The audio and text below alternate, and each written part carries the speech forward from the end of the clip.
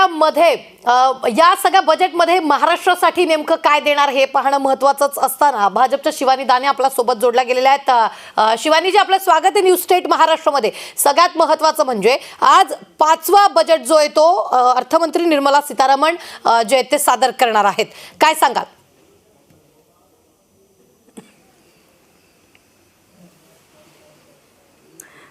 नक्कीच सर्व देशाचं नाही तर जगाचं लक्ष या बजेटमध्ये काय आहे आणि या बजेटचे आकडे कसे असतील याकडे लागलेलं आहे. हे 5वं सलग बजेट आहे आणि पुढल्या वर्षी होऊ घातलेल्या निवडणुका लक्षात घेता हे एक फुल स्ट्रीमचं बजेट असणार आहे. आणि याच्यामध्ये कोविडनंतर आपण रिकवर केलेली अर्थव्यवस्था, त्याच्यानंतर सर्व्हिस इंडस्ट्री असेल किंवा इंडस्ट्रीज, मॅन्युफॅक्चरिंग सेक्टर असेल, यामधले झालेले बदल, रेकॉर्ड तोड GSTचं कलेक्शन, त्याबरोबरच फिस्कल डेफिसिटचं टार्गेट आपण कसं अचीव करू शकतोय याकडे बघणं महत्त्वाचं असेल. पण मागील 7 ते 8 वर्षामध्ये ज्या प्रकारे एकंदरीतच अर्थव्यवस्थेमध्ये कॅपिटल एक्सपेंडिचर, भांडवली खर्च ज्याला म्हणतात, जो ज्या प्रमाणामध्ये होऊ घातलेला आहे, मागल्या वर्षी तर मागील 10 वर्षातला सगळ्यात जास्त खर्च आपण होताना बघितला. कॅपिटल एक्सपेंडिचर याही वर्षी किती होतं आणि ते वाढतंय का मागील आकड्यांच्या तुलनेमध्ये, हे सुद्धा बघणं महत्त्वाचं असणार आहे.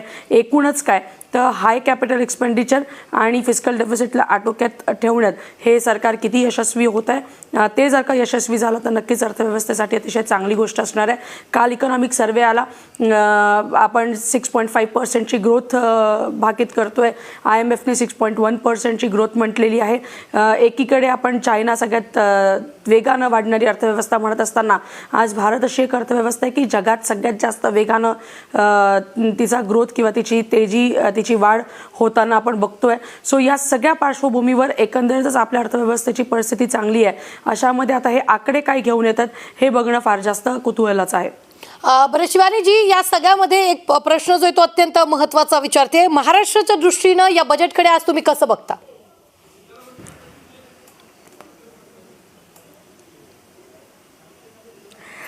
असं स्पेसिफिकली महाराष्ट्रासाठी रेस्ट्रिक्ट होऊन चालणार नाही, कारण की हे केंद्रीय अर्थसंकल्प आहे. पण नक्कीच मुंबईच्या रेल्वेजबद्दल आपण चर्चा ऐकू शकतो की मुंबईच्या रेल्वेमध्ये मुंबई रेल्वे किंवा त्या भागातल्या रेल्वेसाठी काही विशेष देण्यात येत आहे का, ते एक बघणं महत्त्वाचं असेल. दिल्ली ते नागपूर आणि नागपूर ते हैदराबाद एक इंडस्ट्रीयल कॉरिडॉर तयार होतो आहे, तो सुद्धा महाराष्ट्राचा एक अविभाज्य घटक आहे आणि तो जर का झाला तर फार मोठ्या प्रमाणामध्ये रोजगाराची निर्मिती या क्षेत्रामध्ये बघायला मिळेल. नद्या जोडांचे प्रकल्प असतील किंवा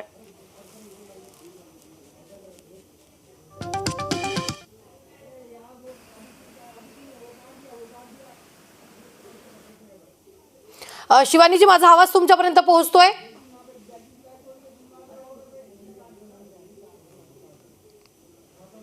हॅलो, माझा आवाज तुमच्यापर्यंत पोहोचतोय? पुन्हा प्रश्न विचारा, कदाचित मिस झालं मध्ये काही. हा, निश्चित. शिवानीजी, कालचा इकॉनॉमिक सर्वे जो आहे तो सादर झालेला आहे. इकॉनॉमिक सर्वेच्या दृष्टीने जर आपण पाहिलं तर अर्थव्यवस्था जी आहे ती काही फारशी वेग घेते असं दिसत नाही, मात्र इतर देशाच्या तुलनेत आपण पुढे आहोत.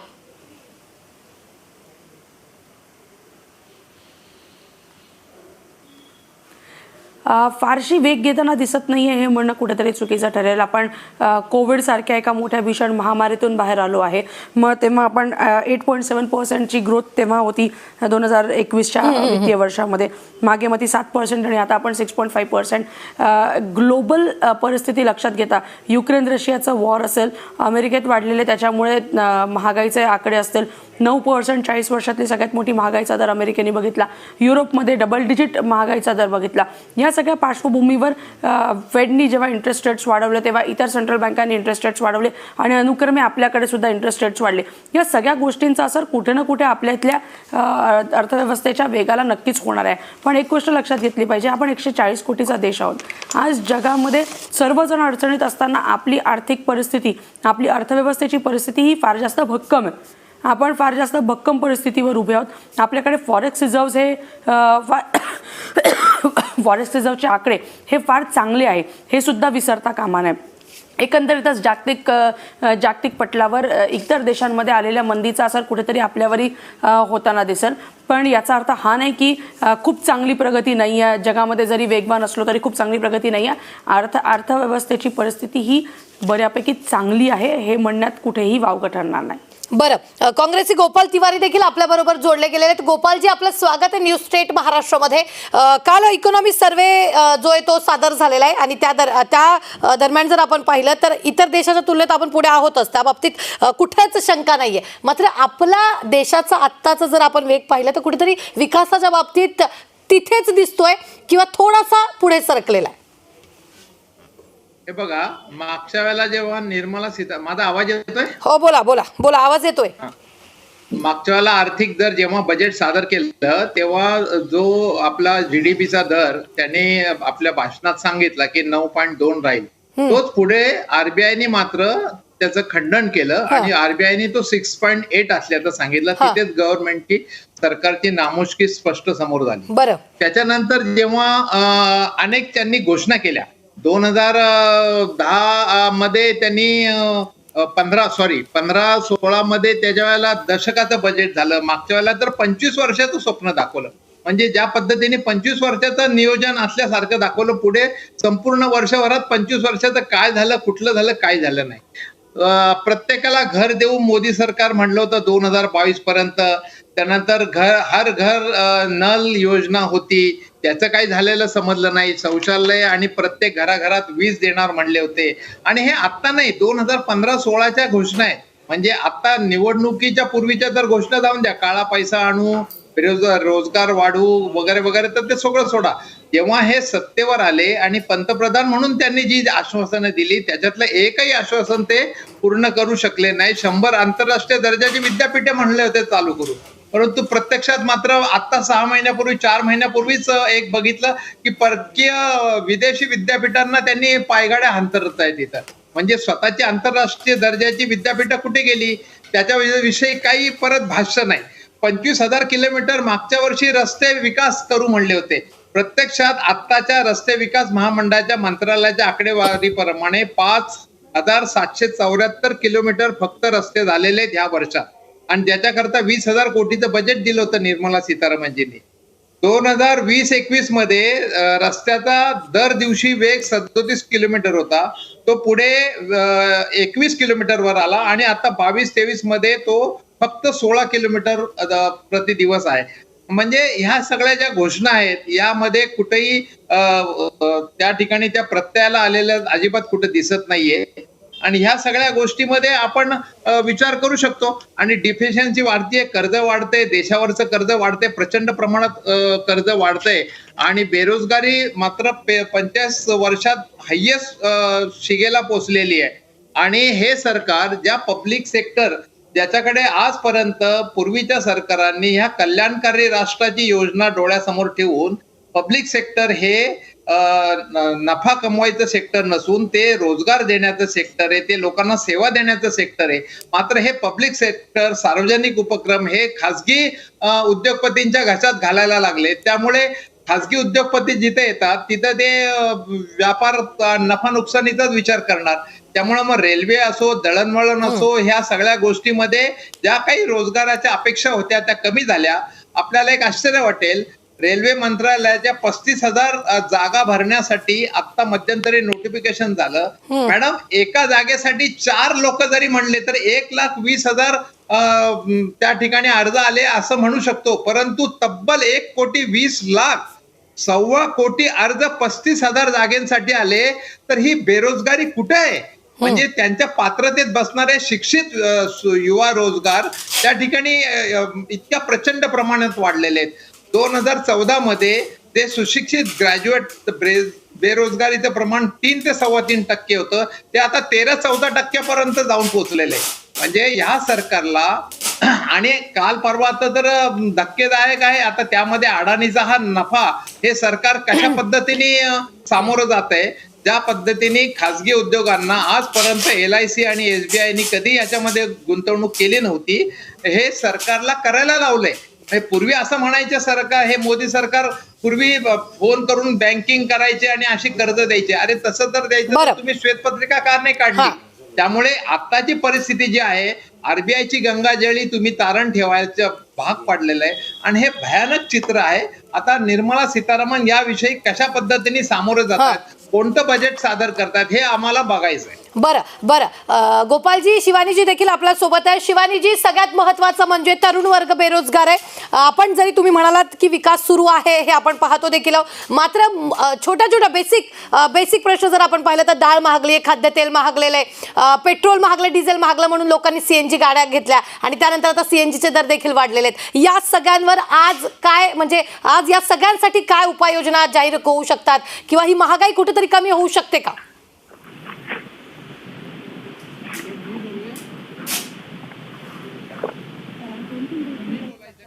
हे अतिशय महत्त्वाचा मुद्दा तुम्ही मांडलेला आहे. सगळ्यात महत्त्वाचं म्हणजे की तुम्ही रोजगाराचा विषय काढला. मी अगदी 100% तुमच्या आकड्यांशी कुठेतरी सहमत आहे की 1 कोटी लोकांनी अप्लाय केलं असेल 35,000 जागांसाठी. होऊ शकतं 100% की त्यांनी अप्लाय केलं असेल, पण प्रत्येकाला सरकारी जॉब पाहिजे आहे म्हणूनही कुठेतरी अप्लाय करतात. प्रायव्हेट क्षेत्रामध्ये तुम्ही EPFOचे जर का आकडे बघितले की provident fund, employees provident fund जर का तुम्ही त्याचे आकडे बघितले तर तुम्हाला असं लक्षात येईल की कोविड नंतर हे आकडे सातत्याने वाढताना दिसलेले आहे. प्री कोविड स्टेजला आपण कुठेतरी पुन्हा येऊ घातलेलो आहोत. एवढ्या मोठ्या प्रमाणात आपल्या देशामध्ये लोकसंख्या आहे. ज्याप्रमाणे आज 100 युनिकॉर्न आपल्या देशामध्ये आहे, 100 मोठे स्टार्टअप्स आपल्या देशामध्ये आहे, नवे स्टार्टअप्स येऊ घातले आहेत. डिफेन्समध्ये आपण इम्पोर्ट्सवर बंदी घातलेली आहे. आपल्या इथे इंडिजिनस प्रोडक्ट्स 300पेक्षा जास्त प्रोडक्ट्स बनवावे याच्यासाठी आपण आग्रह धरतो आहे. मोठे क्लस्टर्स तयार होताना दिसतात. फार्मास्युटिकल्समध्ये कोविड नंतर फार मोठ्या प्रमाणामध्ये गुंतवणूक झाली आहे आणि फार्मास्युटिकलचे पण क्लस्टर्स बघताना आपण बघतो आहोत. 100% ही ट्रान्झिशनची फेज आहे. ही गोष्ट लक्षात घ्यायला पाहिजे की 70 वर्ष ज्या देशांनी जितके महाविद्यालय बाहिले होते तेवढेच महाविद्यालय मागील 8 वर्षात देशांनी बनताना बघितले. जेवढे IIM 70 वर्षामध्ये होते तेवढेच त्याच्यापेक्षा 1.5 आकडा हा कुठेतरी मागील 8 वर्षात आपण होताना बघितला. सो या सगळ्या गोष्टी बदलतात आहे. आपण 70 वर्षाची जी प्रगती कुठेतरी खुंटली होती ती मागील 8 वर्षात होताना बघतो आहे. ही ट्रान्झिशनची फेज आहे. या ट्रान्झिशनच्या कात टाकण्याची फेज ही नेहमी अवघड असते. या फेजमधनं जेव्हा आपली अर्थव्यवस्था पुढे जाईल, जी निघते, जी होते, जी बाहेर निघते, ती ज्या चपळीने ती पुढे जाईल तो वेग आपण कोणीही अनुमानित करू शकत नाही. मागील 25 वर्षाचा काय त्याला प्लॅन हा मागील बजेटमध्ये दिला होता, द्यावाच लागेल. कारण की जेव्हा आपण आझादी का अमृत महोत्सव मनवत होतो तेव्हा अमृतकाल हा पुढले 25 वर्ष अमृतकाल आहे आणि 100व्या वर्षी देशांना कुठे जायला पाहिजे याचं कुठेतरी तर आपल्याला एक माइलस्टोन द्यावा लागेल आणि तोच देण्याचा प्रयत्न या सरकारने केला. तुम्ही हर घर जलचा विषय काढला. 11 कोटी लोकांपर्यंत लोकांच्या घरामध्ये नळ पोहोचलेला आहे. प्रक्रिया अजूनही चालू आहे. घर देण्याचा विषय केला. घर कित्येक कोटी लोकांना घर एव्हाना मिळालेला आहे आणि अजूनही मिळण्याची प्रक्रिया ही चालू आहे. तुम्ही रस्त्यांचा विषय केला. तुम्ही या गोष्टीचा विचार तुम्ही स्वतः करायला पाहिजे. ज्या माझ्या आधी जे सद्गृहस्थ बोलून गेले, 3 आणि 4 किलोमीटर प्रति किलोमीटर प्रतिदिन रस्ता बनवत असलेलं आम्ही ॲटलिस्ट 40 किलोमीटरचं स्वप्न तरी तर बघितलं. तुम्ही जे आकडे सांगितले मला आता मी ते आकडे लिहू शकले नाही कारण की मी आधीच लिहित होती, मला ते आकडे माहीत नाही. तुम्ही 16-17 किलोमीटर म्हणताय पण 4 किलोमीटरच्या तुलनेत 16 किलोमीटर 4 पट वेगाने. शिवानीजी अगदी 2 मिनिटांसाठी थांबवते. CA दीपेश गुंडेशाह आपल्या बरोबर जोडले गेलेत. दीपेशजी, माझा आवाज तुमच्यापर्यंत पोहोचतोय का? हो मॅडम. हा दीपेशजी, मला एक सगळ्यात महत्त्वाचा प्रश्न तुम्हाला विचारायचा आहे. जगात एकीकडे जर आपण पाहिलं तर मंदी सगळीकडे पाहायला मिळते, तर याच्या पुढची भारताची पावलं कशी असावीत? काल जर आपण इकॉनॉमिक सर्वे बघितला तर आपला GDP रिअल GDPची जी वाढ आहे ती आपण 6.5% आपण अज्युम करतोय. तर आज जी जागतिक मंदी आहे त्या प्रमाणामध्ये ही वाढ खूपच चांगली आहे. फक्त ही आता अचीव करणं हे भारतासाठी एक मोठं आव्हान असणार आहे आणि आपल्याला या आज जर बजेट सादर होत आहे यामधून त्याचा एक नक्की रोडमॅप दिसेल अशी आपण अपेक्षा ठेवूया. बरं, एक दीपेशजी आणखी एक प्रश्न जो आहे तो या सगळ्यांमधून पडतोय. गेल्या वर्षीच्या तुलनेत आता विकासाचा दर वाढता दिसतोय का? किंवा याच्या पुढच्या काळात जर विकास वाढवायचा असेल तर नेमकं काय करायला पाहिजे? किंवा या अर्थसंकल्पात त्या संदर्भातला काय तरतुदी असायला पाहिजे? ही अर्थसंकल्पातील जी आपली GDPची बाजू आहे त्याऐवजी टॅक्सचे विषय आहेत त्याच्यावरती बोलणं जास्त प्रिफर करेल. बरं, तर मला असं वाटतंय की ह्या वाढीपेक्षा आता जे सर्वसामान्य लोकांचे जे अडचणी आहेत, जी महागाई वाढलेली आहे त्यासाठी टॅक्स मध्ये जर काही बदल केले आपण तर नक्कीच त्याचा फायदा सर्वसामान्य लोकांना होणार आहे. बरं, टॅक्स शिवानीजी मी तुमच्याकडे 2 मिनिटात अगदी येते. गोपालजी देखील आपल्या सोबत आहेत. गोपालजी, सर्वसामान्यांचा टॅक्स किंवा जे काही कर आपण भरतो त्यात बदल झाला पाहिजे, त्यात वेगवेगळ्या तरतुदी झाल्या पाहिजेत असं CNचं मत आहे. बोला गोपालजी. ह्या सरकारने गेल्या 9 वर्षामध्ये इन्कम टॅक्सची त्या ठिकाणी मर्यादा अजिबात वाढवली नाही, जे एक सर्वसामान्य मध्यमवर्गीयांना एक फार मोठी त्याच्यातनं राहत मिळू शकते. परंतु त्या उलट मात्र खाद्यपदार्थ असतील, अगदी म्हणजे ब्रेड, पाव आणि पनीर आणि दूध आणि दही आणि लस्सी याच्यावर जीएसटी म्हणजे त्यांच्याकडनं एक प्रकारे इन्कम टॅक्स तर कमी केलाच नाही, परंतु जीएसटीच्या माध्यमातून त्यांच्या खिशातनं पैसा काढायचा. उलट एक वेगळ्या पद्धतीने या ठिकाणी जिजिया कर लावलाय असं म्हणलं तर ते चुकीचं ठरणार नाही.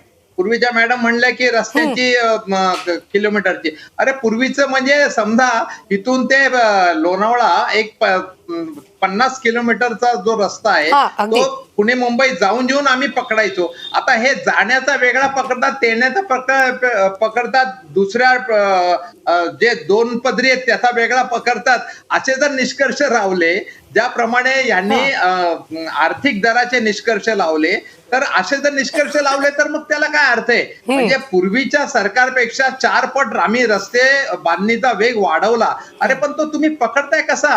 पूर्वी आम्ही एकच रस्ता जाण्या येण्याचा मिळून एकच रस्ता पकडायचो. आता तुम्ही जाण्याचे 2 पदरी वेगळे पकडतात, येण्याचे 2 पदरी वेगळे पकडतात आणि 4 पदरी मिळून जर त्या 25 किलोमीटर किंवा 50 किलोमीटरला जर 200 किलोमीटर पकडले तर त्याच्यात काय अर्थ आहे? म्हणजे जसे पूर्वीचे यांचे आर्थिक सल्लागार पंतप्रधानांचे सुब्रमण्यम यांनी राजीनामा दिल्यावर देखील हे सांगितलं की यांची सगळे जीडीपी वगैरे हे जे काय आकारायची हे संपूर्ण जी पद्धत आहे पूर्ण चुकीची आहे, म्हणून ते राजीनामा देऊन बाहेर पडले. बोला शिवानीजी, बोला. गोपालजी शिवानीजी बोला. अजून एक मुद्दा बरं संपवा.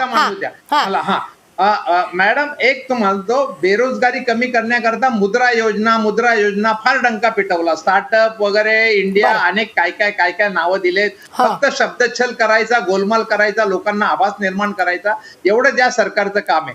मुद्रा योजनेच्या बाबतीत जर बघितलं तर संपूर्ण मुद्रा योजनेचा निधी हा जास्तीत जास्त गुजरात मध्ये गेलाय. इंडियन एक्सप्रेसची 1 जून 2022 ची पूर्ण विश्लेषणासकट न्यूज आहे. आणि 2021 म्हणजे आता गुजरात सरकारच्या निवडणुका पूर्वी 2021 डिसेंबर मध्ये 927 कोटी मुद्रा योजनेची कर्ज डुबीत केली. म्हणजे गुजरात मध्ये 1000 कोटी मुद्रा योजनांची रक्कम ही डुबीत पकडली गेली आहे. तर म्हणजे हे काय पद्धत आहे? आणि याच्यामध्ये पीएम मागच्या वेळेला पीएम ई विद्या सुरू केलं होतं म्हणले, आणि त्यावेळेला पीएम ई विद्या 200 क्लासरूम टीव्ही चॅनल चालू करणार होते म्हणले. प्रत्यक्षात काय झालं? पीएम ई विद्या 200च्या ठिकाणी फक्त 12 चॅनल आज अखेर चालू झाले वर्षभरात, आणि त्याच्या ऐवजी डीडी वंदे गुजरात ह्या मात्र 16 चॅनल चालू झाले. म्हणजे ते सुद्धा राष्ट्रीय चॅनल पेक्षा डीडी वंदे गुजरात हे गुजरात चॅनल जास्त झाले. गोपालजी आपली चर्चा खूप चालणार आहे. अद्याप बजेट सादर झालेलं नाही, 11 वाजता सादर होणार आहे. पण पुन्हा एकदा मी शिवानीजींकडे जाते. शिवानीजी, तुम्ही म्हणालात की आपल्याकडे खूप उद्योग आहेत, आपल्याकडे खूप आपण जर पाहिलं तर तरतुदी आहेत, या सगळ्या गोष्टी आहेतच. मात्र देशाच्या अर्थसंकल्पावर किंवा देशाच्या बजेटवर सर्वसामान्य गृहिणीचं बजेट जे आहे ते अवलंबून असतं. त्या संदर्भातलं काय? कारण महागाई वाढलेली आहे.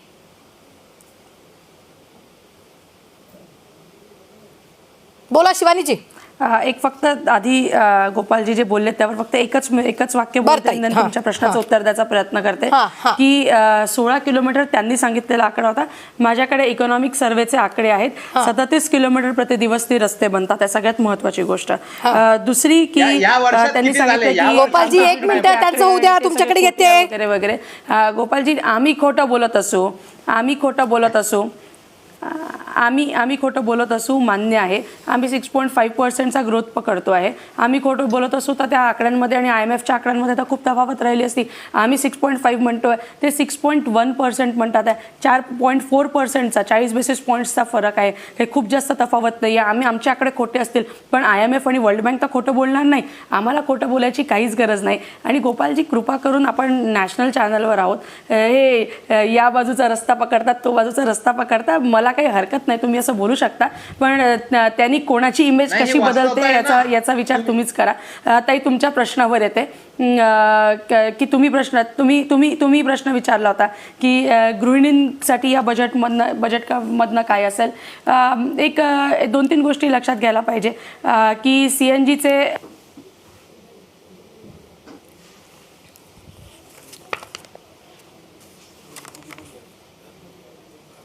हॅलो, CA दीपेश गुंडेशाह आपल्या सोबत आहेत. या सगळ्यांमध्ये दीपेशजी, मला एक सगळ्यात महत्त्वाचा प्रश्न जो आहे तो विचारावासा वाटतोय, तो म्हणजेच कर. सर्वसामान्यांना या करातून काही दिलासा मिळेल का? कर रचना जी आहे ती त्यात काही बदल आजच्या अर्थसंकल्पात आहे का? नक्कीच अपेक्षा खूप आहेत. जसं आता आपले को पॅनलिस्ट बोलले की 2014 पासून करमुक्त उत्पन्नाची मर्यादा ही 2.5 लाखावरतीच आहे. मात्र एक गोष्ट आपल्याला लक्षात घेतली पाहिजे की 2019 पासून ज्यांचं उत्पन्न 5 लाखापर्यंत आहे त्यांना इन्कम टॅक्स भरण्यापासून संपूर्णपणे सूट देण्यात आलेली आहे. त्यामुळे असं म्हणणं की करमुक्त उत्पन्नाची मर्यादा वाढलेली नाही आहे हे माझ्या दृष्टीनं चुकीचं ठरेल. तर आता आपली अपेक्षा काय आहे की आता ह्या स्लॅबमुळे एक विषमता तयार झालेली आहे की जर एखाद्याचं उत्पन्न 5 लाख असेल तर त्याला काहीच कर भरावा लागत नाही. पण जर त्याचं उत्पन्न फक्त 10 रुपयाने जरी वाढलं, 5 लाख 10 रुपये झालं, तर त्याला 13,000 रुपये टॅक्स भरावा लागतो. तर ही जी विषमता आहे ती आपल्याला कमी होईल अशी एक अपेक्षा आहे. दुसरं, गृह कर्जावर आता व्याजाचे दर खूप वाढलेले आहेत. त्यामुळं सर्वसामान्यावरती जो बोजा पडत आहे, तर इन्कम टॅक्स मध्ये आपल्याला गृह कर्जावर जे व्याज पडतो त्याच्यामध्ये जी 2 लाखाची सूट मिळते त्याची मर्यादा वाढवून 3.5 लाख पर्यंत नेणे. तसेच आपलं जे ATC चे लिमिट्स आहेत ज्याच्यामध्ये LIC, PPF, NSC, शालेय फी, ह्या सगळ्यांच्या मध्ये आपल्याला फक्त 1.5 लाख रुपयाची वजावट मिळते. तर एक सर्वसामान्य लोकांची अशी अपेक्षा आहे की ही मर्यादा वाढवून 1.5 लाखावरून एक किमान 2.5 लाखापर्यंत नेण्यात यावी. निश्चितच. मात्र या सगळ्यांमध्ये तुम्ही म्हणालात की कर रचनेत जो बदल होण्याची अपेक्षा प्रत्येकालाच लागलेली आहे, म्हणजे सर्वसामान्य नागरिकाला देखील या कर रचनेत बदल व्हावा असं वाटतो. जर बदल झाला किंवा बदल अपेक्षित आहे तो कशा पद्धतीचा असावा? मला असं वाटतं की करमुक्त उत्पन्नाची मर्यादा ज्यावेळी वाढवली जाते त्यावेळी टॅक्स रेट मधून लोक बाहेर पडतात. कारण आपल्याकडं 130 कोटी लोकसंख्येपैकी फक्त 8 कोटी लोक रिटर्न भरतात. आता ही जर मर्यादा वाढवण्यात आली तर इन्कम टॅक्स रिटर्न भरणाऱ्यांची संख्या आणि कमी होईल. तर मला वाटतं की ही 2.5 लाखाची लिमिट तशीच ठेवून 5 लाखाच्या पुढे जे उत्पन्न आहे त्यांना एक मार्जिनल रिलीफ देण्यात यावं. तसंच 10 लाखाच्या वरती उत्पन्नावरती आपण सरळ 30% टॅक्स लावू. तर 10 लाख उत्पन्न खूप असं मोठं ह्या महागाईच्या जमान्यात म्हणता येणार नाही. तर ती एक मर्यादा 20 लाखापर्यंत न्यावी. 20 लाखाच्या पुढे 30% टॅक्स लावावा ही एक अपेक्षा आहे आपल्याकडून. तसंच पगारदार वर्गांना फक्त 50,000 रुपये स्टँडर्ड डिडक्शन मिळतं, तर ही मर्यादा 1 लाखापर्यंत न्यावी अशी एक अपेक्षा आहे. याचबरोबर उद्योजकांसाठी किंवा छोट्या व्यावसायिकांसाठी ही बरीच अपेक्षा आहे, त्याच्यावरती पण आपण चर्चा करू शकतो. बरं दीपेशजी, कर रचना समजा सुलभ केली आजच्या अर्थसंकल्पात, आजच्या बजेटमध्ये जर कर रचना सुलभ झाली तर सर्वसामान्यांची ITR भरण्याची संख्या वाढू शकते का? याच्याकडे तुम्ही कसं पाहता? नक्कीच, माझं तेच म्हणणं आहे की जे लोक रिटर्न भरतात ह्याची संख्या वाढायला पाहिजे. त्यामुळे काय होतं की गव्हर्नमेंटला माहिती जास्त मिळते आणि त्यातून जर कर चोरी होत असेल तर तीही थांबवणं गव्हर्नमेंटला शक्य होते. पण त्यासाठी आवश्यकता काय आहे की कर प्रणाली सोपी असली पाहिजे. आता मागच्या वर्षी आपण नवीन स्कीम एक आणली की जर तुम्हाला वजावट घ्यायचे असतील तर आम्ही टॅक्स रेट हे लावू, वजावट घ्यायचे नसतील तर टॅक्स रेट हे लावू. यामुळे कर प्रक्रिया आणि क्लिष्ट होत जाते आणि लोक त्यापासून दूर जातात. तर मला असं वाटतं की कर प्रक्रिया सुलभ करणे नक्कीच गरजेचं आहे. बरं दीपेशजी, शिवानीजी आणि गोपालजी, अगदी काही सेकंदांमध्ये मी पुन्हा एकदा तुमच्याकडे येते. यावेळी टॅब घेऊन आधी राष्ट्रपतींना भेटायला गेल्या. त्यांच्या समोर बजेटची कॉपी जी आहे ती सादर करण्यात आलेली आहे आणि त्यानंतर त्या आता कॅबिनेटमध्ये जातील आणि त्यानंतर संसदेत त्या बजेट सादर करतील. आपण जर पाहिलं तर सकाळी त्या घरातून बाहेर पडल्या, थेट राष्ट्रपतींकडे गेल्या. राष्ट्रपतींच्या समोर त्यांनी बजेटची कॉपी जी आहे ती दिलेली आहे आणि त्यानंतर आता त्या थेट कॅबिनेट बैठकीसाठी जातील. पंतप्रधान नरेंद्र मोदी तिथं उपस्थित असतील आणि त्या दरम्यान आता ते थेट जे आहेत ते संसदेत जातील. आणि या सगळ्यांमध्ये जर आपण पाहिलं तर प्रत्येक राज्यात ते अर्थराज्यमंत्री जे आहेत ते तिथं उपस्थित आहेत आणि औरंगाबादचे भागवत कराड देखील इथं उपस्थित आहेत. आणि भागवत कराड यांनी देखील देवाची पूजा करून आज अर्थमंत्री निर्मला सीतारामन यांची भेट घेतलेली आहे आणि सगळेच जे आहेत ते आपल्याला या दृश्यांमध्ये पाहायला मिळत आहेत. अर्थराज्यमंत्री जे आहेत प्रत्येक राज्याचे ते इथं आपल्याला पाहायला मिळत आहेत. भागवत कराड देखील इथं आपल्याला पाहायला मिळत आहेत आणि काही वेळातच ते पंतप्रधान नरेंद्र मोदींची सगळे भेट घेतील आणि त्यानंतर 11 वाजता हे बजेट सादर होणार आहे. थेट जाऊयात आपल्या सोबत चर्चेसाठी जोडले गेलेले आहेत दीपेशजी आपल्या सोबत आहेत, शिवानीजी आपल्या सोबत आहेत, गोपालजी आपल्या सोबत आहेत. पुन्हा एकदा शिवानीजी मी तुमच्याकडे येते, कारण काही तांत्रिक कारणांमुळे तुमचा आवाज जो आहे तो बंद झालेला होता. मात्र या सगळ्या दरम्यान जर आपण पाहिलं तर पुन्हा कर मध्ये काय बदल होऊ शकतो, किंवा आजच्या बजेटमध्ये सर्वसामान्यांचं जे कर कमी होऊ शकतं का, हाच प्रश्न मी पुन्हा तुम्हाला विचारते.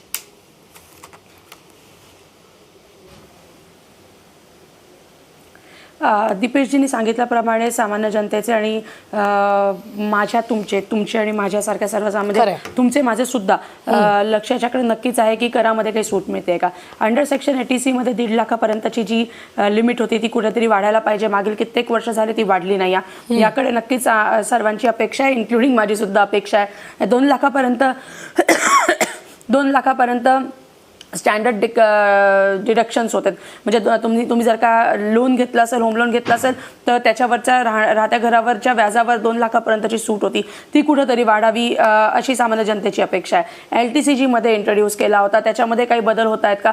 Long term capital gain tax त्याकडे सर्वांचं लक्ष लागलं आहे. लाभांशावर कर लावला होता, ते कुठेतरी कमी जास्त होत आहे का, त्याकडे सर्वांचं लक्ष लागलेलं आहे. आणि ओव्हरऑलच टॅक्स स्लॅब्समध्ये काही बदल होत आहेत का, याकडे सगळ्यांचं लक्ष लागलेलं आहे. यापैकी काही पण म्हणजे सगळ्या झाल्या तर सोन्याहून पिवळं, पण असं वाटतंय की किमान ATCची घोषणा, म्हणजे ज्याच्यामध्ये आता दीपेशजींनी सांगितल्याप्रमाणे की ज्याच्यामध्ये पॉलिसीज असतील, होम लोनचा प्रिन्सिपल असेल किंवा ELSS स्कीम्स असतील, तत्सम गोष्टी असतील, ज्या ATC मध्ये 1.5 लाखापर्यंतच करतो, त्याची तरतूद कुठेतरी वाढेल असं काही जाणकार सांगतात. असं काही जाणकारांचं भाकीत आहे. मी भाजपाची प्रवक्ता जरी असली तरी अर्थशास्त्राची अभ्यासक आहे, तर एक सामान्य नागरिक म्हणून माझी सुद्धा ही अपेक्षा आहे की ATCच्या लिमिट्स कुठेतरी वाढतात का, आणि त्या जर का वाढल्या किंवा स्टँडर्ड डिडक्शन्स जर का त्याच्या ब्रॅकेट्स जर का वाढले तर सामान्य जनतेला कुठेतरी नक्कीच एक सुखकर एक थंड हवेची झुळूक नक्कीच मिळेल. निश्चितच मी पुन्हा एकदा दीपेशजींकडे जाते. दीपेशजी, एक सगळ्यात महत्त्वाचा प्रश्न पुन्हा एकदा मला पडलेला आहे. आपण जर पाहिलं तर कर आपण खूप मोठ्या प्रमाणात भरत असतो, आणि या सगळ्या दरम्यान ATC अंतर्गत प्राप्तिकर सवलत मर्यादेचा विस्तार जो आहे तो आजच्या बजेटमध्ये आपल्याला कुठे पाहायला मिळणार का, काय म्हणजे. मी जसं बोललो की ATC मध्ये तुम्ही विम्याचा हप्ता भरता, शालेय शिक्षण फी भरता, हाऊसिंग लोनचं प्रिन्सिपल भरता, ELSS, NSC, PPF, खूप गर्दी झालेली आहे. एका सेक्शन मध्ये एवढे काही त्यांनी सगळे मर्ज केलेले आहेत, आणि त्याची मर्यादा फक्त 1.5 लाख रुपये ठेवलेली आहे. तर मी फक्त माझ्या मुलाची शाळेची फी जरी भरली तरी माझी 1.5 लाख रुपयाची लिमिट संपून जाते. तर ही जर आपण मर्यादा वाढवू शकलो तर ह्यामुळे गुंतवणुकीलाही चालना मिळेल, लोकांचा टॅक्स देखील वाचेल, त्यामुळे तो जो एक्स्ट्रा पैसा आहे तो त्यांच्या हातात राहील. त्यामुळे अपेक्षा नक्कीच आहे की ATCची लिमिट किमान 2.5 लाखापर्यंत वाढवावी. निश्चितच मी जाते पुन्हा गोपालजींकडे. गोपालजी बोला, तुम्हाला मगाशी काहीतरी बोलायचं होतं. हे बघा, मी असं सांगितलं की आर्थिक निष्कर्षाचे दर, आर्थिक दर GDPचे याविषयी चुकीच्या पद्धतीने यांनी हे आकारले जातात, हे मी नाही बोललेलो आहे, त्यांचे सल्लागार सुब्रमण्यम बोललेले. आणि त्यामुळे रस्त्यांचा ते दर कशा पद्धतीने पूर्वी होता ना आता कसं, तर त्यांनी जाहीर करावं ना त्याविषयी तर काय बोलत नाही, फक्त किलोमीटर किती वाढले, पण त्याची मोजणी करण्याची जी पद्धत होती ती चुकीचीच आहे. मी सांगतोच आहे ना, नॅशनल चॅनलवर सांगतोय ना, मी काहीतरी जबाबदारीने सांगतोय. दुसरं एक, आपण जी काही तूट जी दाखवत होते 21-22 मध्ये पण 4.5% वित्तीय तूट दाखवली, म्हणजे आणि 22-23 मध्ये ती तूट भरून येईल असं सांगितलं, परंतु त्याच्यात ते पूर्ण अपयशी झाले, कुठली तूट भरून आलेली नाही. 22-23 वर्षापर्यंत सरकारचा एकूण खर्च 39.45 लाख हजार कोटी होता, मात्र सरकारी तिजोरीत येणारे उत्पन्न फक्त 22,84,000 कोटी एवढेच होते. म्हणजे 17 लाख कोटीची तूट कशी भरून आली हे याविषयी पूर्ण कुठेही स्पष्टता आलेली नाही.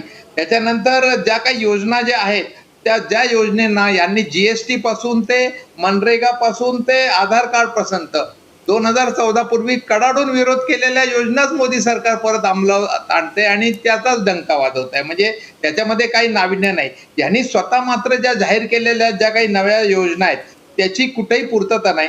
सगळ्यात महत्वाचं म्हणजे अर्थविषयक जे काही प्रश्न आहे संसदेच्या लोकसभेच्या पटलावर आहेत, त्याचा पटलावरचा अधिकृत जो आकडा आहे तो लोकसभेतल्या प्रश्नांच्या अहवालांची पूर्तता न झालेला जे आहे ते त्याच्यात 300% वाढ झालेली आहे. 2014 ते 19 मध्ये 1540 प्रकरणं संसदेच्या पटलावर देखील राहून त्याची आश्वासनं पूर्ण नाही झाली. आणि युपीएच्या काळात पण ही संख्या होती, पण त्यावेळेला ती 385 एवढी संख्या होती. म्हणजे त्याच्या 4 पट. म्हणजे सगळेच आम्हाला अपेक्षा नाहीत की 100% आश्वासनं संसदेच्या पटलावर जी तुम्ही दिलेली आहेत ती पूर्ण करा, पण किमान पूर्वीच्या सरकारने 385 जी काही आश्वासनाची आकडेवारी होती ती आता 1540 झाली. म्हणजे 4 पट वाढली ना. म्हणजे संसदेत त्यामुळे हे बोलत नाही, कारण संसदेत बोलून देत नाही, कुठली चर्चा होऊन देत नाही. ना चीनच्या प्रश्नावर, ना आर्थिक प्रश्नावर, ना जीएसटी प्रश्नावर, ना नोटबंदीच्या प्रश्नावर, कुठल्याच प्रश्नावर हे बोलत नाहीये. आणि सीएसटी सारखे मोठे फक्त संसद बांधायची, परंतु त्या संसदेमधलं कामकाजाला पण तेवढंच महत्व पाहिजे ना लोकशाहीमध्ये. आणि हेच कमी होतंय. त्यामुळे ह्या प्रश्नांकडे गांभीर्याने लक्ष द्यायची गरज आहे आणि त्यांनी पूर्ण करताना आपली जबाबदारी आणि उत्तरदायित्व ओळखून त्या ठिकाणी सामोरं गेलं पाहिजे.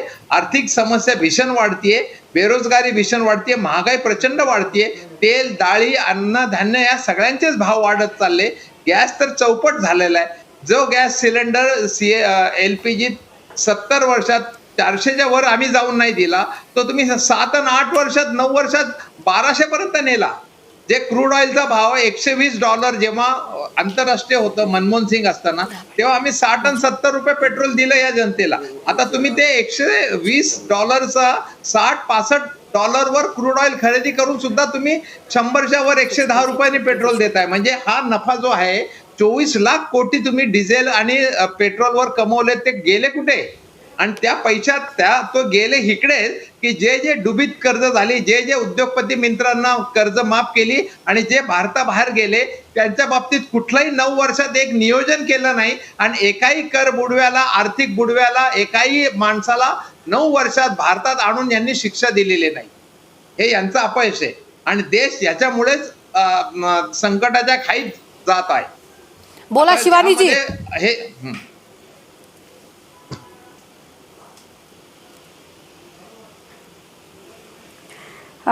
सरकारचं अपयश याच्यात आहे की 80 कोटी लोकांना सातत्यानं PM गरीब कल्याण योजनेमध्ये अन्नधान्य 3 वर्ष पुरवणं हे सरकारचं अपयश आहे. 6.29 करोड लोकांच्या घरी नळ पोहोचवणं हे सरकारचं अपयश आहे. 3 कोटी लोकांना अर्बन आणि रुरल हाऊसहोल्ड सँक्शन करून देणं हे सरकारचं अपयश आहे. 11 कोटी लोकांना टॉयलेट्स बनवून देणं हे सरकारचं अपयश आहे. 31 लाख स्ट्रीट वेंडर्सला PM स्वनिधी योजनेअंतर्गत पैसे पुरवणं हे सरकारचं अपयश आहे. 35 कोटी लोकांना 35 कोटी लोन्स हे मुद्रा अंतर्गत देणं हे सरकारचं अपयश आहे. अशी मी पूर्ण लिस्ट वाचू शकते. हे सरकारचं अपयश आहे. आणि 1.7 लाख करोडचा 2G स्कॅम होणं हे UPA सरकारचं यश होतं. 1.85 लाखचा कोल स्कॅम होणं हे UPA सरकारचं यश होतं. 70,000 कोटीचा कॉमनवेल्थ स्कॅम होणं हे सरकारचं यश होतं. त्याच्यानंतर 3 आणि 4 किलोमीटर रस्ते पर दिवसाला बांधणं हे सरकारचं यश होतं. आणि ज्या लोकांना आणलं नाही असं म्हणतायत, ज्या लोकांना आणलं नाही असं गोपालजी 1 मिनिट थांबा. गोपालजी अगदी गोपालजी मी तुमच्याकडे येते तुमच्याकडे येते. गोपालजी अगदी 2 मिनिटं. तुम्ही आकडे बघा ना. गोपालजी तुम्ही आकडे बरं गोपालजी जेव्हा आपण बोलू शकतो. बरं गोपालजी मी तुमच्याकडे येते. अगदी सेकंदांमध्ये येते गोपालजी, अगदी सेकंदांमध्ये येते. जेव्हा आपण गोपालजी बर शिवानीजी 1 मिनिट थांबा. तुम्ही थांबा शिवानीजी थांबा. जरा नैतिक भाषेचा उपयोग करा. शिवानीजी 1 सेकंद थांबा. वेड्यासारखं शिवानीजी 1 सेकंद थांबा. गोपालजी तुमची वेळ तुम्हाला. बरं गोपालजी तुम्हाला बोलायला वेळ देणार आहे. शिवानीजी बोला, तुमचा मुद्दा संपवा, मग मी गोपालजींकडे जाते. बोला.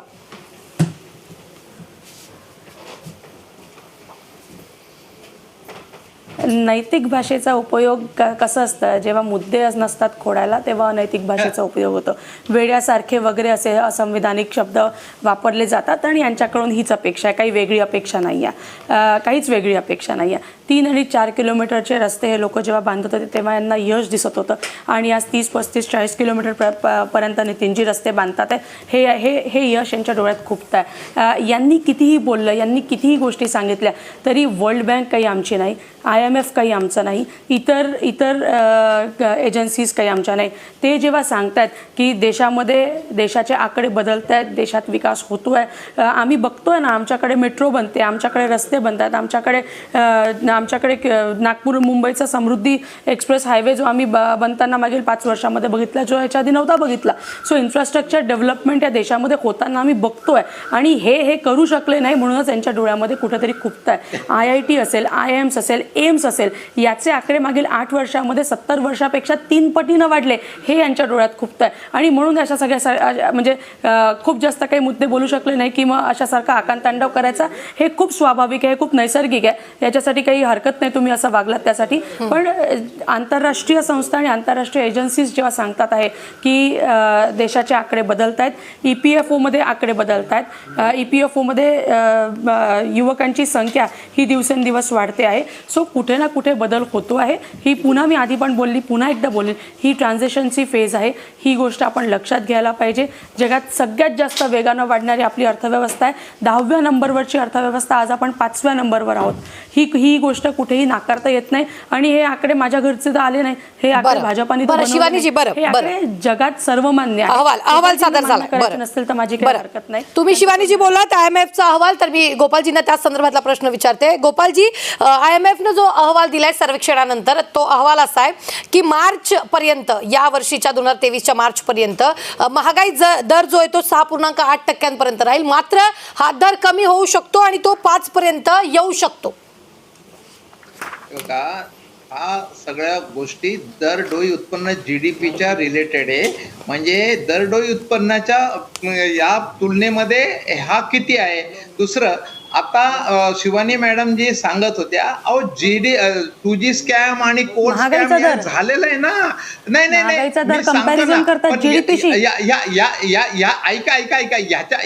एकदा सांगा ना फक्त. नाही शिवानीजी, आता तुमचं संपलं की आता त्यांना बोलू द्या, मी येते तुमच्याकडे. एकदा फक्त सांगा ना सर, महागाईचा दर GDPशी तुलना करता. शिवानीजी कळतंय, 2 मिनिटं थांबा, ते बोलू देत, मग मी तुमच्याकडे येते. बोला. 2G स्कॅम आणि कोड स्कॅम वर सुप्रीम कोर्ट, हायकोर्टाने निकाल दिलेले, त्या ठिकाणी परत अशा पद्धतीचे आरोप करायचं आणि लक्ष भटकायचं आणि आपली स्वतःची जे अपयश आहे ते झाकायचं, याला काय अर्थ नाही. वर्ल्ड बँकेच्या गोष्टी करतात. 2014 अखेर किती 54 लाख कोटी होते, आता किती झाले, तिप्पट चौपट जागतिक बँकेचं कर्ज झालंय देशावर. आणि काय त्याचे रिझल्ट काय ना, तुम्ही कुठेही त्यांना लोकांना त्याचा आधार दिला का, काही त्याचा रिलीफ दिला, काही नाही. मग एवढं कर्ज वाढलं कसं. उलट देशातनं बुडीत संख्या जी आहे त्याचं आकडे किती गेले आजपर्यंत, जेवढे झाले नाही तेवढं तुम्ही कर्ज माफ केलेलं आहे लोकांचं आणि बँकांचं. बुडीत वाढले किती.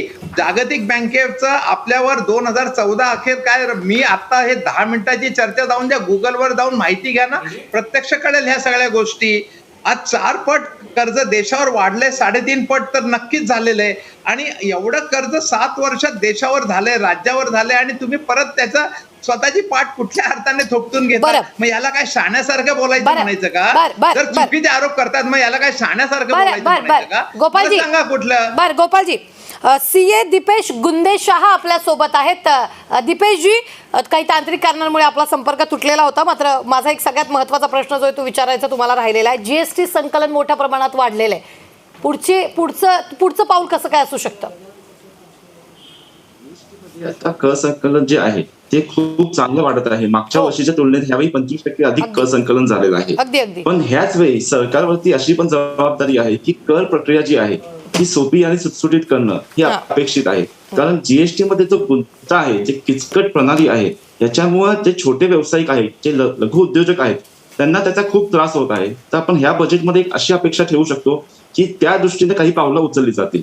त्याचसोबत 2017 मध्ये ज्यावेळी GST लागू करण्यात आला त्यावेळी त्याच्यामध्ये अनेक त्रुटी होत्या. त्यामुळे त्याच्यामध्ये वारंवार बदल करावे लागले. जीएसटी पोर्टलमध्येही त्रुटी होत्या, त्यामुळे व्यापाऱ्यांकडून नकळतपणे खूप मोठ्या चुका झालेल्या आहेत आणि त्याच्यामुळे त्यांच्यावरती आज खूप मोठ्या प्रमाणात खटले सुरू आहेत. तर ह्या बजेटमधून सगळ्यांना ही अपेक्षा आहे की माननीय वित्तमंत्री एखादी अभय योजना, ज्याला आपण एमनेस्टी स्कीम म्हणतो, अशी जर त्यांनी जीएसटी मध्ये आणली आणि हे सगळे खटले कशा पद्धतीनं बंद करता येतील ह्याच्या दृष्टीनं काही पावलं उचलली तर याचा नक्कीच फायदा सर्व व्यापारी वर्गांना होणार आहे. बरं दीपेशजी, तुम्ही वारंवार म्हणालात किंवा मीही तुम्हाला हा प्रश्न विचारलाय की कर प्रक्रिया सुलभ करावी, तर बेसिक गोष्टी काय आहेत? सर्वसामान्यांना कर भरायचा असेल तर काय अडचणी येतात आणि आता या बजेटमध्ये ती कर प्रक्रिया कशी सुलभ करावी, काय अपेक्षा? आता इन्कम टॅक्सच्या दृष्टीने जर बघितलं आपण तर TDS, TCS हे जे काही नवीन प्रोव्हिजन्स मागील 2 वर्षामध्ये आलेले आहेत त्याच्यामुळे कर प्रक्रिया खूप किचकट झालेली आहे. तसंच मी मागे जसं बोललो की नवी स्कीम, जुडी स्कीम असे इन्कम टॅक्स मध्ये 2 प्रकारच्या स्कीम केलेल्या आहेत, खूप प्रकारच्या वेगवेगळ्या वजावटी आहेत. तर हे जर आपल्याला सिम्प्लिफाईड करता आलं तर मला वाटतं नक्कीच याचा फायदा आपल्या सर्वांना होणार आहे. पण इन्कम टॅक्स पेक्षा जीएसटी मध्ये किचकटपणा खूप जास्त आहे. महिन्याला 2 रिटर्न भरावे लागतात. ते रिटर्न भरल्यानंतर पण अनेक प्रकारच्या नोटिसा येत असतात. तर ही जी सर्व सिस्टम आहे ही जर आपण स्ट्रीमलाईन करू शकलो तर याचा नक्कीच एक फायदा होणार आहे. त्याचसोबत जीएसटी मध्ये आणखी एक अपेक्षा आपल्या माननीय वित्तमंत्र्यांकडून आहे की जर एखादा खटला जीएसटी मध्ये माझ्या विरुद्ध गेला तर त्याची जी अपील फाईल करायची असते ती जीएसटी ट्रिब्युनल मध्ये मला करावी लागते. पण तुम्हाला ऐकून आश्चर्य वाटेल की जीएसटी लागू होऊन 5 वर्ष होऊन देखील आजपर्यंत जीएसटी ट्रिब्युनलची स्थापना झालेली नाहीये. तर आपण या बजेटमधून अशी अपेक्षा ठेवूयात की माननीय वित्तमंत्री कमीत कमी हे जीएसटी ट्रिब्युनल कसं स्थापन होईल आणि त्याचा एक कालबद्ध कार्यक्रम घोषित करतील अशी मला अपेक्षा आहे. बरं दीपेशजी, पुन्हा एकदा म्हणजे जीएसटी संदर्भातलाच प्रश्न आहे. कर वसुली मोठ्या प्रमाणात वाढली, जवळपास 25% आसपास ती वाढलेली आहे आणि एकूण जर आपण पाहिलं तर जीएसटी वसूल करण्यात सरकार जे ते कुठेतरी यशस्वी ठरल्याचं पाहायला मिळतंय. मात्र जर आता पुन्हा एकदा जीएसटी कर हा जो काही लोकांकडून गोळा करण्याचा वाढवायचा असेल किंवा संकलन वाढवायचं असेल तर सरकार काय उपाययोजना करू शकतं? त्यासाठी माझं सजेशन हेच राहील की आपल्याला टॅक्स बेस कसा वाढवता येईल. आपल्या इथं जवळपास आता 1,20,00,000 जीएसटी रजिस्टर्ड डीलर आहेत. पण ह्याचा अर्थ असा नाहीये की तेवढीच लोक जीएसटी भरायला पात्र आहेत. ह्यापेक्षाही लोक सिस्टम मधून बाहेर आहेत असे खूप आहेत. तर जे जीएसटी भरतात स्वतःहून त्यांच्याच मागे लागण्यापेक्षा जे लोक भरत नाहीयेत त्यांच्या मागे जर सरकार लागली तर नक्कीच आपलं कर संकलनही वाढेल आणि कर प्रक्रियाही सोपी करता येईल. निश्चित दीपेशजी, मी पुन्हा एकदा शिवानीजींकडे जाते. शिवानीजी, गेल्या काही दिवसांपासून जर आपण पाहिलं तर जीएसटी संकलन मोठ्या प्रमाणात झालेलं आहे. तर कर हे जो सर्वसामान्य भरतोय, माझा पुन्हा एकदा तोच प्रश्न असू शकतो की या बजेटमध्ये सर्वसामान्यांना करातून कसा दिलासा मिळेल?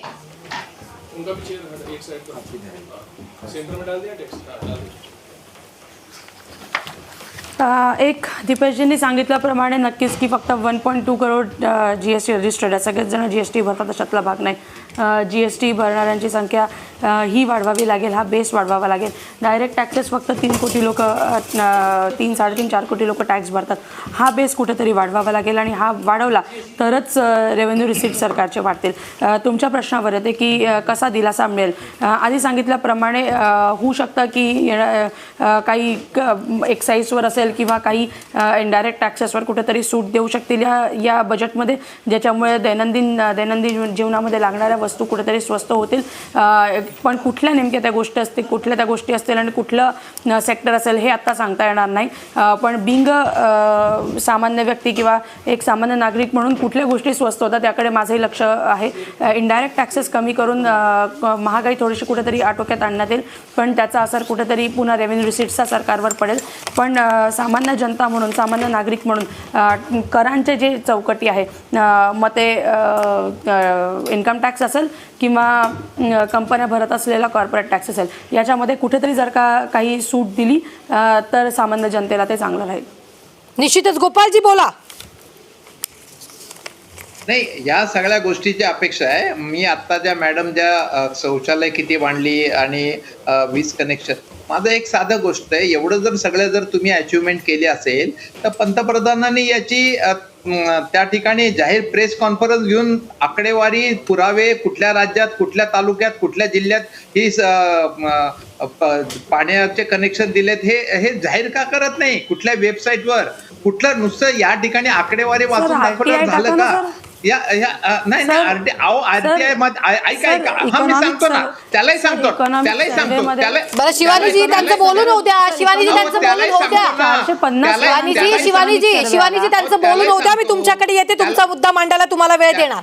मी जे काही आर्थिक विषयक संसदेच्या पटलावर जे प्रश्न विचारले गेलेत ना मॅडम, त्याची उत्तरं संसदेत जरी तुमच्या सरकारने दिली तरी खूप आहे. हे सगळंच आहे, हे सगळं जे तुम्ही मला आरटीआय मध्ये विचारायला सांगताय ना, ते संसदेच्या पटलावर प्रश्न, त्याची आकडेवारी आता मी अधिकृत दिलेली आहे. त्या संसदेमध्ये सरकारने त्या खात्याच्या मंत्र्यांनी लाईट कनेक्शन किती दिले, शौचालय किती दिले, घरं किती बांधली, हे सगळं तिथे का नाही सांगत? संसदेत चर्चा का नाही करत? प्रेस कॉन्फरन्स घेऊन तोंडावर आकडेवारी पुरावे फेकत का नाही लोकांच्या?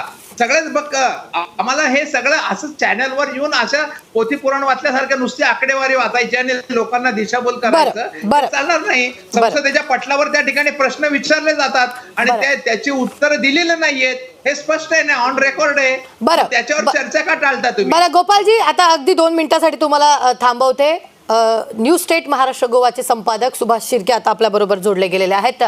सर, सगळ्यात महत्त्वाचं म्हणजे मोदी सरकारचं निवडणुकीपूर्वीचं हे आज बजेट जे ते सादर होणार आहे. यात अनेक महत्त्वाचे मुद्दे आहेत, त्यावर आपण चर्चा करणार आहोत. मात्र या सगळ्या दरम्यान सगळ्यात महत्त्वाचं म्हणजे देशाचा अर्थसंकल्प म्हणजे सर्वसामान्य गृहिणीचं बजेट.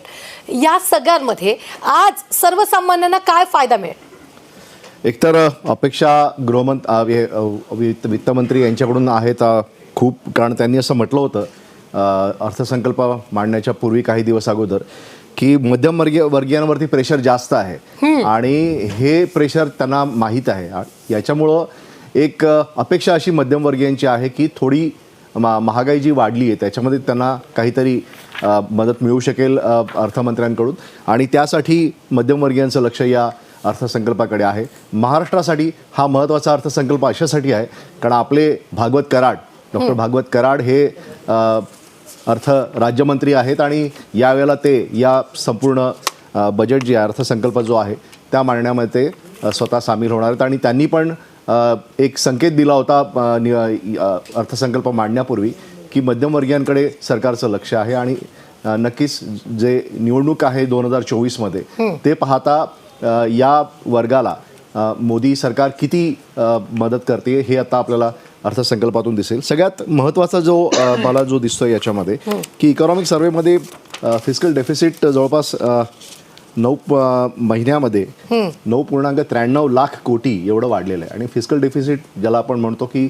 आपल्या उत्पन्नापेक्षा खर्च जर जास्त असेल तर हे फिस्कल डेफिसिट येतं आणि हे कसं काय मॅनेज करायचं हा एक सगळ्यात मोठा प्रश्न किंवा ही जी समस्या आहे ही अर्थमंत्र्यांपुढे असेल आणि त्याच्यावरच किती सवलती त्या देत आहेत हे ठरेल.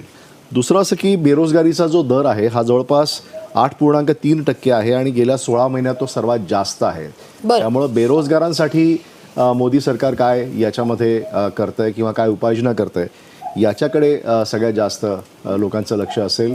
नोकरदार वर्गाला नक्कीच अपेक्षा अशी आहे की गेल्या 8 वर्षामध्ये इन्कम टॅक्सचा स्लॅब जो आहे तो वाढवला गेला नाही आणि त्यामुळं त्यांची अपेक्षा याच्या बाबतीत असेल. दुसरं जे अल्पबचतीला प्रोत्साहन देणं, गावातील रस्ते किंवा स्वस्त घरं याच्यावरती सुद्धा ग्रामीण भागातील जनतेचं लक्ष असेल असं मला वाटतं. रुबीना? निश्चितच सर, मी पुन्हा एकदा जाते शिवानीजींकडे. शिवानीजी, सर्वसामान्यांना खूप अपेक्षा लागलेल्या आहेत या बजेटकडून. जर सरांनी जसं संपादकांनी मुद्दे मांडलेले आहेत, महत्त्वाचे मुद्दे आहेत. सवलती ज्या आहेत त्या काय मिळतील, काय तरतुदी होतील, बेरोजगारी आहे, महागाईचा मुद्दा आहे, गावखेड्यांचे रस्ते आहेत. तुम्ही म्हणालात त्याप्रमाणे तुम्ही आकडा देखील जाहीर केलेला आहे की मोठ्या प्रमाणात रस्ते बांधणी सुरू आहे. या सगळ्यांमध्ये जर आपण पाहिलं तर आता पुढे आणखी विकास जर वाढवायचा असेल तर सरकार कशा पद्धतीनं पावलं उचलणार आहे?